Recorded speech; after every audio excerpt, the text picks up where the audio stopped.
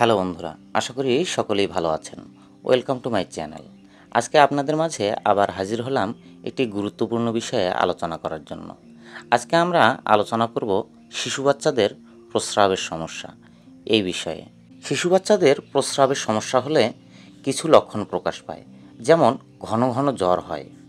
ধরুন 15 দিন আগে জ্বর হয়েছে, আবার 15 দিন পর আবার জ্বর হয়েছে। এ ধরনের জ্বর হতে পারে। অনেক সময় পেট ব্যথা করতে পারে, বিশেষ করে তলপেট ব্যথা করে।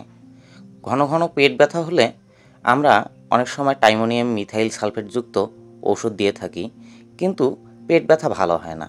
এতে করে বোঝা যায় বাচ্চার প্রস্রাবের সমস্যা আছে। প্রস্রাবের জ্বালা হতে পারে, অর্থাৎ প্রস্রাব করার সময় প্রস্রাবের রাস্তায় জ্বালা যন্ত্রণা হয়।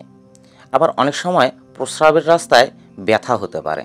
বাচ্চার খাওয়ার রুচি কমে যায়, অর্থাৎ খেতে চায় না, খাবার অরুচি থাকে। ঘন ঘন প্রস্রাব হয়, প্রস্রাব করার সময় দীর্ঘক্ষণ সময় নিয়ে প্রস্রাব করে। এ ধরনের প্রস্রাবের সমস্যা হলে অ্যান্টিবায়োটিক দিয়ে সাধারণত চিকিৎসা দেওয়ার কোনো প্রয়োজন হয় না।